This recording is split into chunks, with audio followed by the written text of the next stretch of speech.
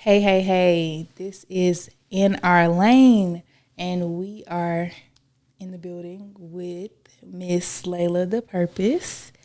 You can follow me at EMMEISHA or follow the podcast at _ In Our Lane. And so we're going to get right into it because I feel like the conversation is going to be real nice this afternoon. So, Miss Slayla the Purpose, please introduce yourself to the people and let them know who you are and the lane that you're in, okay? Of course. First of all, thank you for inviting me. I feel so honored. My name is Slayla the Purpose. I am an artist from Atlanta, Georgia, born and raised here.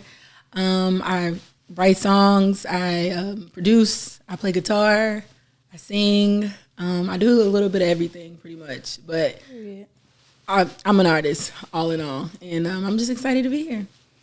All right, how can they follow you? Because we got to tag that for sure. You can follow me on all social media platforms at Slayla the Purpose, SSLAYLA, the Purpose.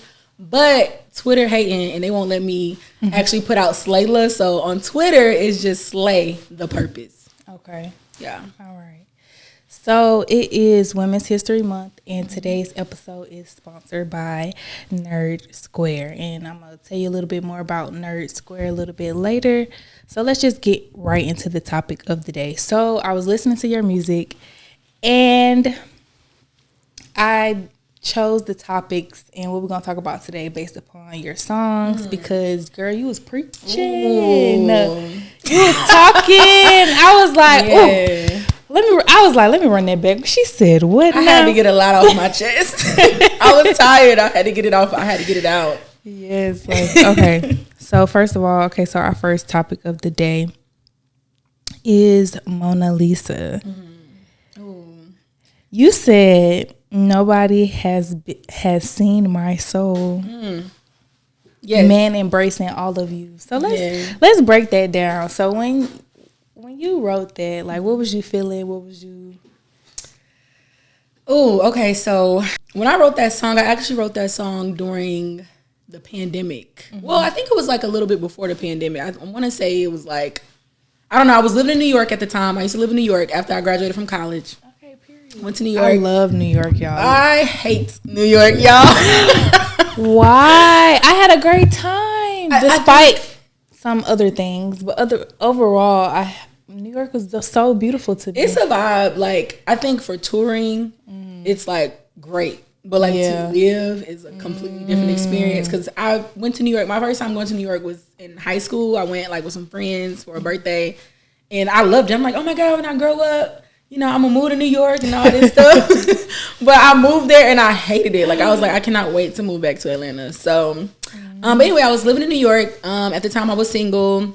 But, like, sometimes, like, when you just broke up with somebody, it's almost like a grieving experience a little bit. And I don't know. I was just sitting in my feelings, and I was just thinking about somebody that I cared about, somebody that I loved. And how they've just always kind of made me feel beautiful, even though like I don't always feel like at my best. I get insecure sometimes, especially like nowadays when you see like everybody just so like glammed up all the time on social media, and like these trends of like having this perfect body and these nice full lips and just all of these like assets that people are literally paying for. You can kind of start to feel subconscious, and I don't know, I was really like having a depressive episode during the time, and I was just writing about like how I feel ordinary sometimes. I don't feel special. I don't think I'm beautiful all the time. I see all these imperfections, all these flaws within myself, but like you don't care. You see me for who I am. You love all of those imperfections. Oh, I keep hitting the mic. You love all of these imperfections. You just love me like through it all. And like, I think that's one of the like purest forms of love is when you can really recognize somebody for just being like perfectly imperfect. Right. And so the connection with the metaphor of Mona Lisa is that, everybody knows about the famous Mona Lisa in Paris, and artist Leonardo da Vinci painted it, and like nobody really knows like who she is. Right. Like, there's been all these, I've read like so many articles about like she was somebody named Lisa, or she was like really a man, and like all these like conspiracies about who Mona Lisa is. But like there's just a mysteriousness about her, you know. She's not like the most beautiful person or whatever, but it's just something about her that's mysterious, something about her that makes her special.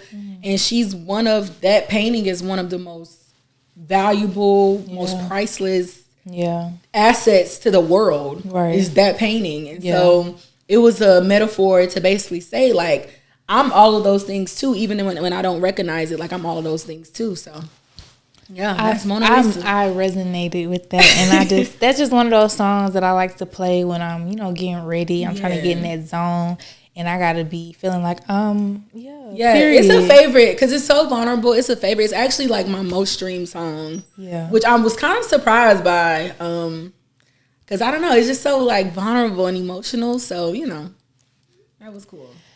Okay, so moving right along, because I got a lot of notes here. Come on, notes. Okay, so in your song Rumpelstiltskin, like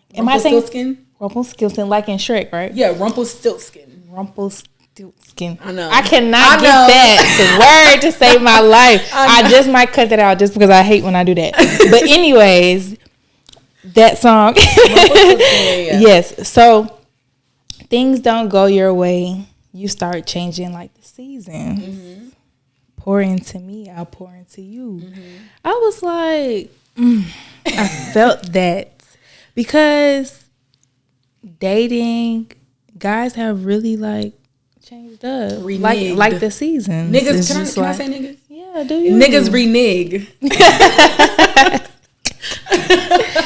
And I was just like, oh my gosh. Okay, yeah. Yes, so, all of that. And then I really felt the part when you said, if you pour into me, I'll pour into you. Because I'm like that. I feel like if you love me, I'm going to love you. If you pour into me, I'm going to pour into you. If you value me, I'm going to value you. Like, that's just reciprocity.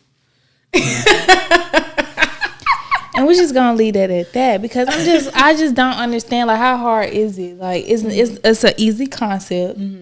We all understand it, and what you're doing. Exactly.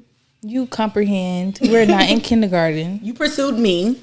Hello. I didn't ask to be here. So, excuse me. Yeah. These notifications getting on my nerves. You good. But yeah. So why did you name it that name? Because I was just trying to figure out how did, your creative process led you to name that song that. Well, first of all, like each song it's always like funny how kind of like each song comes about, because it's not like, it doesn't really feel like, at least for me, it doesn't feel like I'm always like writing. I feel like a lot of times the songs just kind of write themselves. Yeah. And with Rumpelstiltskin, I was blessed enough to work with two other two other writers, my co-writers, Ebony Strong and Co Love. And actually those lyrics that you're reciting are actually lyrics that they both wrote. Yes, Ebony wrote the pour into me, I'll pour into you, and then Co Love wrote the lyric that you just said, the changing like a season. Oh yeah, things don't go your way. Changing like like the seasons. So yeah, they actually wrote that. Shout out to them. And the song came about. I have been sitting with this beat for a while. My producer, shout out to Raz. My producer Raz had sent it to me a long time ago. I had been sitting with it for a while, and I just started kind of freestyling some stuff with it. And so I kept just saying, this ain't Paris, but I feel for you. I just kept saying it. I don't know why I kept saying it, but I was just like, this ain't Paris, but I feel. And my boyfriend was like, why you keep saying that? And I was like, you don't get it? Like the Eiffel Tower, this ain't Paris, but I feel for you. And he was like, oh, like that makes sense, whatever. So I started writing. I got to the studio. Co Love and Ebony was there, and we were all, vibing and writing the rest of the song together, writing the hook, writing the verses together. And everybody just kind of jumped in. I went in the studio and I laid it. And by this time we didn't be in the studio for studio for hours. So we smoking. Those nights. Yeah, we're smoking. We're having a good time, and everybody at this point, like everybody's fried. Like we all high as fuck. Yeah. And Co Love goes, the engineer, shout out to Kim. Kim was like, what are y'all gonna name the song? And I'm like, shit, I don't know. Like, I don't know. We all having a good time. Like, I don't know. Like, you know, and then he goes, Rumpelstiltskin. Right. And so when he says it, like, we all just fall out laughing. We all just fall out laughing. And when it came down to, like, put the song out, I was like, I can't change the name of the song. Like, it's just so unique and so funny. And so, and then, like, the story. For sure. Yeah, the story. And so, you know, once I, like, really sat with the song and like the lyrics, I was able to connect the lyrics and the message with the actual story of Rumpelstiltskin. Right. So it all just tied into each other the way it needed to tie into each other. Okay. Yeah. Now it's all making sense. Like it's all coming back together. So let's talk about it. Okay, let's get into it. Fake friends. Oh. Yes. Woo. I'm taking it there. Oh, fake friends. You said, I see how you celebrate your other friend. Tell me about it. So I had a best friend. We've been like thick as thieves since like 9th grade. Like if you saw me, you saw her. You saw her, you saw me. Right. But like over the years, I just kind of felt like, you know, as you grow up, you mature and you really start to learn like what friendship is. And I noticed that, like, the way she treated her other friends that, like, she wasn't necessarily as close to, or even those that she was equally close to, like, she just treated them differently than she treated me. Like, when they graduated from college, she went to their graduation. When they crossed AKA, she went to their ceremony. She didn't come to my ceremony. When my mama died, she didn't come to the funeral. She didn't send no flowers. Damn. You know, she sent her condolences, but, like, we supposed to be sisters. You know what I'm saying? Like, I kind of wanted or expected more from you because of who you are to me.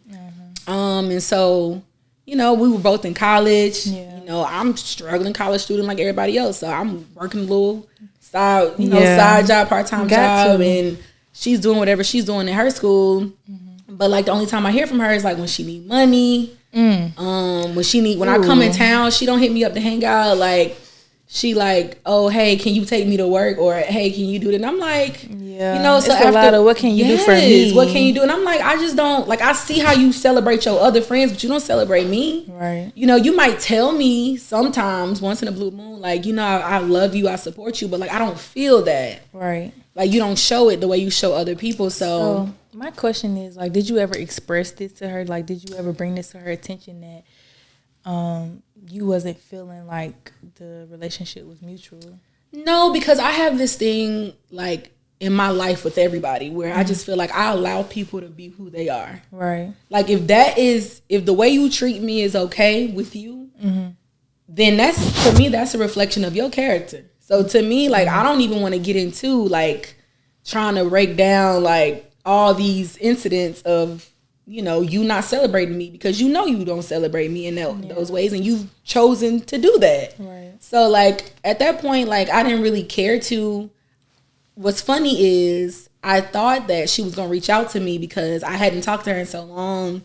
And I was going through a really, like, bad time. At the time, my boyfriend's father got murdered. And so, like, you know, we were posting about it, like, on social media and stuff like that. People were sending their condolences. And, like, she was watching my story, but she didn't say nothing. So I want to talk about that, too, but continue. Yeah. She didn't say anything to me, and it really hurt my feelings. So her birthday was coming up, and I was like, you know what? I'm not gonna call her on her birthday just to see if she'll hit me up. She didn't hit me up. Like I thought, you know, if it's your best friend and she don't call you on your birthday, you hear like, bitch, why you ain't call me on my birthday? Right. Bitch, what's going on with you? Right. You good? We good? You know, nothing. She just stopped talking to me. Yeah, we never talked about it. She just. So this song is like how I felt. It was basically like a letter of like how I felt. You know, it's no beef or anything, and I always wish her the best. But I'm good. So to the point where you were saying like watching someone's story on Instagram and that's supposed to be your friend. So you feel like if you're going through something and you post something on your story and you're like your best friend, like your boom coon, she's supposed to be like, oh, like let me check in. Yeah, you should. Really, if I'm your like best friend, like we're sisters. We've been friends for as long as we've been friends. Really, I expect to hear from you a little bit more than I normally do. But because I know that we're grown and we got shit, I don't really hold that to you. But if you see that something as traumatic as my boyfriend that, you know, I live with, we live together, like this has affected me because we're together, we live together. Like if you see something that traumatic is happening in my life and you don't say anything, it's like, what the fuck? Would have just a simple DM suffice? Yeah, like, are you good? Do you need me to come over? Like, that's crazy. Because I just feel like if you got my number, why are you DMing me? But that's just me though. I mean, shit, even if you got my number, like, girl, I just seen what you put on. You know what I'm saying? Like, there's been times where my friends done been in car accidents or some shit, and I see them, like, in the close friends with a boot on their leg. I'm like, bitch, what happened? I'm like, oh, let me hurry up and call my friend to, like, see what's going on. Because I care about my friend. Yeah, I feel you. So, I was just like... It's definitely been some times where it's like I was going through some stuff by myself, and it's like, of course you want people to, like, check in on you, but nobody checked in on me. Like, nobody asks, like, are you good? Like, and, you know, people always talk about that strong friend, so it's like, you know, you don't never think to just check on that friend because you feel like, oh, she gonna be all right or she gonna be good. And I just feel like in some cases that may be the thing. And it's just like, sometimes the strong friend needs you to reach out to them. They're not gonna always just be like together. Hey, like, I need help. Like, you see what I'm saying? Like, it's just like you gotta just periodically just be like, you good? And when I say asking, that's why I'm gonna start asking on the podcast, like, how are you? Like, how are you doing? I didn't ask you at the beginning like I'm supposed to. That was the thing that I had forgot. But yeah, like, and when I say, are you good? Are you good? If you are good, great. Let's talk about it. But if you're not, let me know. And it, like, just, because sometimes they don't even need your help in nothing. They just really need an ear, somebody to just literally let it out so that they could just feel like somebody is there. And so that's why I just really wanted to just talk about, like, just be a good friend. Like, just be somebody, because you never know, like, just one simple thing can help somebody keep pushing to the next, to whatever. So, yeah, I just wanted to touch on that real quick. I'm definitely the strong friend. Right. So, like, I get it, but then it's like, come on. Yeah. Like, I don't take much. Yeah. Like, just, even if it was a simple text, you know what I'm saying? That's what I'm saying. You don't have to show up, pull up, like, oh my God, girl, what's going on? But, you know, even if it's just like just a text. Just let me know you in my corner. And that you see what the fuck is happening to me right now, you know? Like, I feel that it's for traumatic, sure. You know? I feel that for sure. Okay, so let's talk about bitches cheat too. Ooh. Okay, so you said, and I quote, forgot I had a man at home. I hope you didn't think I was sleeping alone. Okay, he does me better, but he does well, bet that my pussy with her. Yeah, I'm gonna do that again. He does me better, and then you said bet that my pussy with her. And I just want to say, oh my God. I just want to let y'all know, y'all ain't stopping nothing over here. Okay, y'all ain't stopping nothing over here. Yeah. Okay, so I might be down for like 2-3 days, and then I'll be right back up. Okay, so. But yeah, that's real though. Like, let me clarify. I've never cheated on anyone. I've cheated. Really? I think women need to just be a lot more fucking honest. I've cheated on my boyfriend before. Not the boyfriend I'm with now. I know, but you was like previous boyfriend. You're like in a relationship when you cheated. Yeah, I did. Okay, so that's what I'm saying. For me, if we're not in a relationship and I choose to add another to the roster, it's not cheating. So, yeah. But like to niggas, it is. I don't give a fuck. It's not cheating. Like, you're not my man, so it's like, therefore, if I choose to go to the next dick, you can't be mad. My sentiments exactly. I 100% agree. Like, you cannot be mad. That's how I feel. Like, we're not that. Yeah. So like, you know, and you think I don't know that you doing what I'm doing. So, you know, you trying to make me feel bad about it, but like, nah, No, like, no, I'm doing what you're doing. You just mad because I'm doing what you're doing. That's what it is. I'm not doing that anymore, hun. I'm just saying. No, bitches Cheat Too is a wild song. I was very skeptical about putting that out because I was like, oh my God, I'm telling all my business. Like, but no, yeah, I actually cheated like right when I got to college. I was in a relationship when I went into college. And I remember my mom always telling me, she'd be like, hey, y'all need to break up. Y'all need to break up. You need to sow your royal oats. I'm like, girl, what does that fucking mean?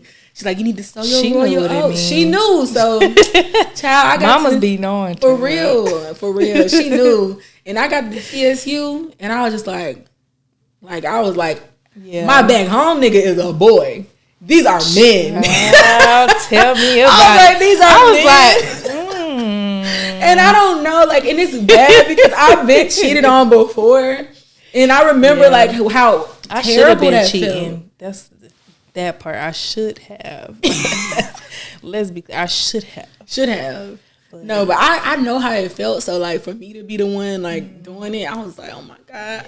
I felt so bad. What led you to? He wasn't like. Was your main guy not like doing it for you? He wasn't doing it for me. Like I don't know. I feel and I don't like to blame things on being young. Yeah, like, I think that's like a cop out. A cop out. Like it had nothing to do with me being young. I knew exactly what I was doing, and I just made a decision because at that point I didn't really care if the relationship worked out or not. But I kind of still wanted the relationship because it was one of those things where it was like, I don't really care if we break up, but I also don't want to see you with somebody else. You know, it was one of those things. So like, yeah, I cheated. Yeah, I cheated, and I felt bad about it. But then like later on, I didn't care about it no more. I was like, I'm 18 at the time. I'm 18. Like, right. Of course, I'm gonna like make crazy decisions. But yeah, on to that my pussy wetter part. Oh yeah. Let me just say, I don't know if it's just me, but it's just like I'm gonna be 25 this year.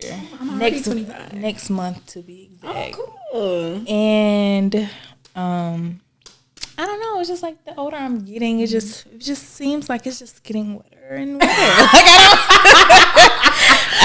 I cannot. I just feel like it keeps getting better and better. Like I just don't like age for sure.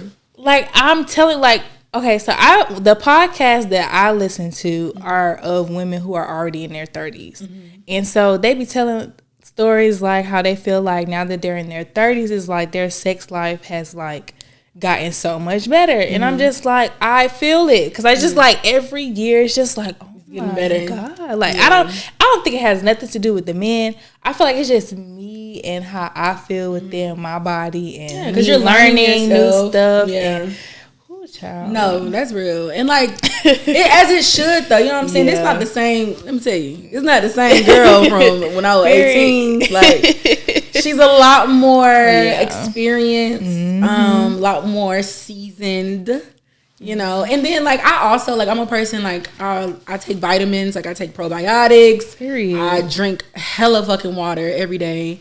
So like, you know, of course like she's that girl. What she's she that needs girl to do. And like, sure. and if it's for me, it's not even really like me really like being into that person.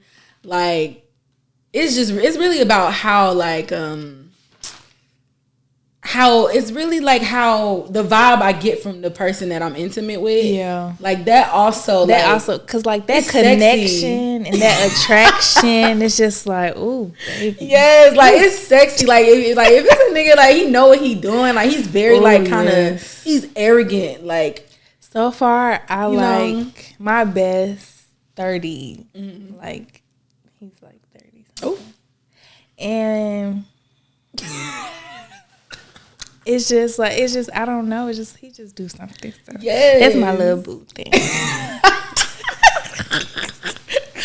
know that's right. Yeah, child. You know how I be when you be like my man. Yes, my man. No, yeah, he got me like that. I'm the same. For sure. My boyfriend, like you know, I ain't going nowhere. Stuck.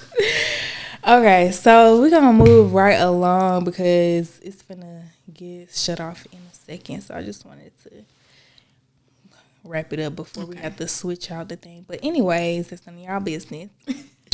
places to go, things to do. So, you guys, I had the opportunity to be on the platform Speaks. They had me on their radio show, and I had an amazing time. That was my first ever radio interview, and I just had a great time. Like, it was everything that I could have ever imagined, and I just can't wait until like I continue to be invited to come on radio shows and be able to talk about everything that I got going on. It was really, really fun. So I hope they invite me back, and I hope other radio stations would, invite your girl on the show. Thank you so much. The platform Speaks. That's what I'm going to say. I want to take a moment and give a major shout out to all the nerds and sapiosexuals out there by highlighting this dope Black-owned brand called Nerd Square.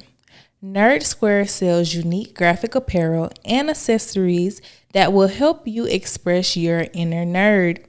They also hooked me up with a 20% off promo code to give to you all.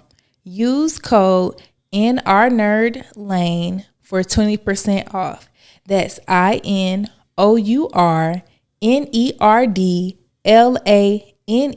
for 20% off.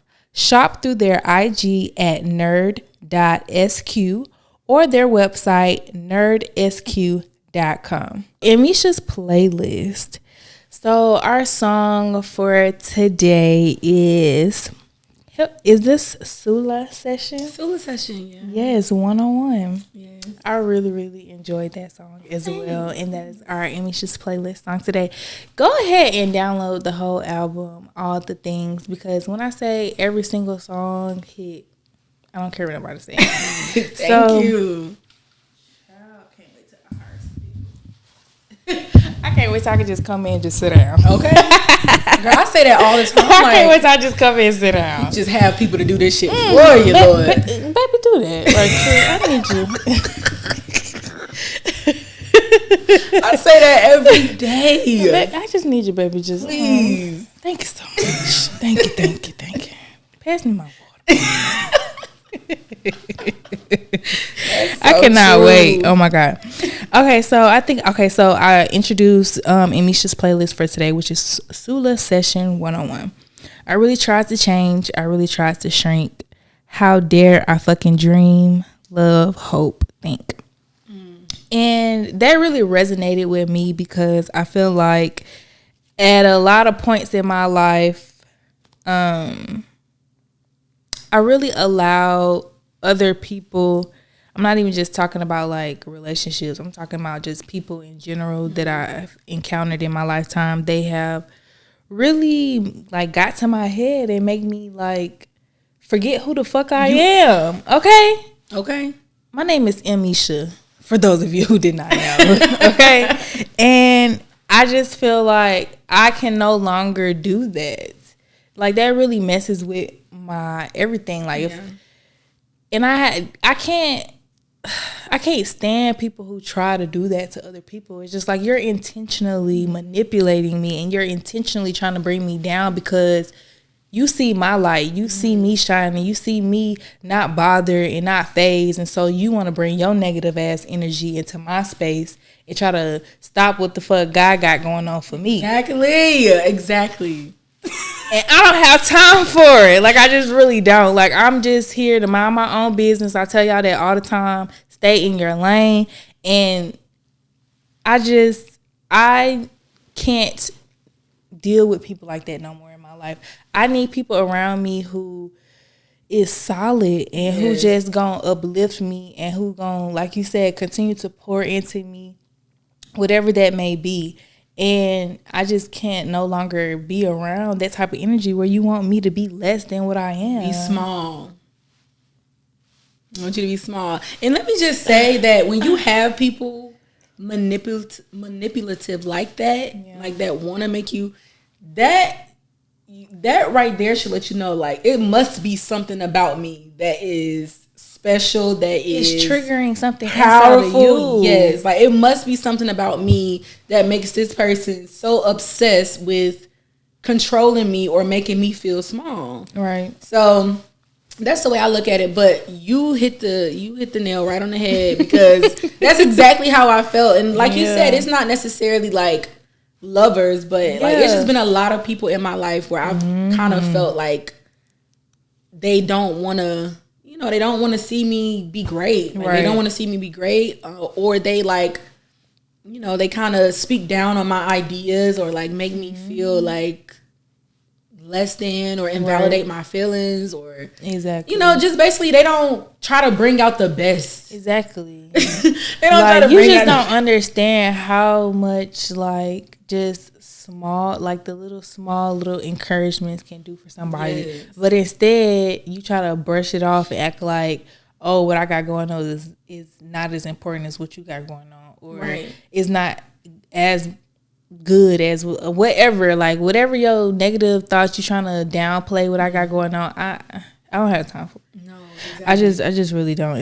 That's a really ugly ass piss poor way to be walking around on this earth. And it's just like, keep it away from me. Like, I just don't have time for it. Like, I just feel like I'm a good ass fucking person, and it's just like, if that's how you want to act, go find somebody that's on that same energy, and y'all can do that to each other, because I don't have time for it. Facts. Like, do you know what type of human being you gotta be to like sit around and like try to intentionally control and like manipulate somebody? Like, that shit's weird. I know it's exhausting. I know it's exhausting to wake up every day to want to make somebody else's day fucked up. Like, go make some money. Like, leave me alone. Go work out. Go breathe. Go do something.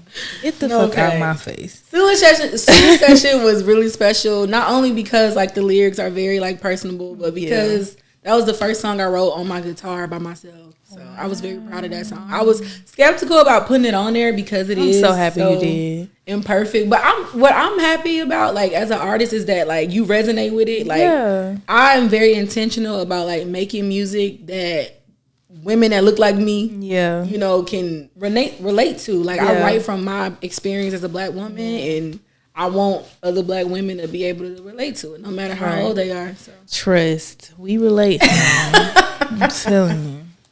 Okay, so we just gonna head over to Ask Meisha. If you want to ask me any question, make sure you send me a DM at _in_our_lane, and I promise you I'll answer your question on an upcoming episode. So, what's your question for me today, ma'am? So, it's simple, but I feel like nobody's asked you this. What? Are you happy? Ooh. Right now, when you think about your life, when you think about who Emmeisha is right now and all that she's doing, all that she lives with through and through, are you happy? Honestly, as of today, as of right now, no. Like this past couple, like since the top of the year, like I have really been having a hard time this year. Like, I just thought that the top of the year, everybody's always optimistic about the new year, and I'm going to do this, I'm going to do that, we're going to accomplish this, we're going to do that. And it's like, of course, I'm checking off my list and doing all the things, but it's things in my personal life where it's just like not where I would like them to be. And it has been affecting me like a lot, I will honestly say. And I've been having a lot of emotional days. I've been having a lot of time just staying to myself and getting my mental together, because it's just like my emotions have been up and down, and it's just like I'm trying to not let it affect me, so that I can continue to show up and do this and be the best version of myself that you guys see on camera. But it's like in real life, when these cameras cut off, it's getting real, right? And it's hard. And I'm gonna talk about it a little bit later in an upcoming episode. But I definitely mentioned it before when I was on the radio. That was the first time I talked about it. I had got laid off from my job, and I'm gonna go more into detail about it later on a solo episode, so I can really like let it all out. But I want to make today about you because you're my guest, and so But yeah, so like losing my job has really like affected me a lot, and still trying to push through. And I feel like a lot of people don't realize like I have a life outside of this. Right. Like I pay for everything. In order for this to run, I have to pay for it. So it's like losing a stream of income, losing my main stream of income is just like, yikes. Yeah, I know exactly how you feel. Exactly. So right now, no, I'm not happy. And I'm pushing through it. Yeah. I mean, I have my days where it's like today was a good day, but overall, no. Yeah, I feel that. And I thank you for your transparency. Has anyone asked you that? No. Okay, great. No, that was a great question. I'm happy you asked me that. Yeah, I just some advice to you, like, because I know exactly. Yeah, I literally know exactly what you mean, and I'm the same. I 100% pay for everything with my career, studio time, photo shoots, videos, whatever. Yes. Like, I pay for everything, so I completely know how you feel. But what I will tell you is like remain grateful for what you do have. Yeah. Even though like shit don't always work out, because what we don't see is like what's happening behind the scenes, and how God is not only like protecting us from the things that we no longer need in our energy, but like God is also putting us exactly where we need to be. Yes. Like exactly where we need to be. So trust the process. I do. I know it's really fucked up now. I'm telling you. I know. And it's like my faith allows me to be able to sleep at night and be able to like, even though I am going through it, after I go through the storm, I'll be calm. Okay. I'll be back calm. I just gotta go through it. You know, sometimes you just gotta let your emotions be what they are. Yep. And then let them flow. Process them and just let them be and keep it pushing, because today, what she say? That's why I love tomorrow.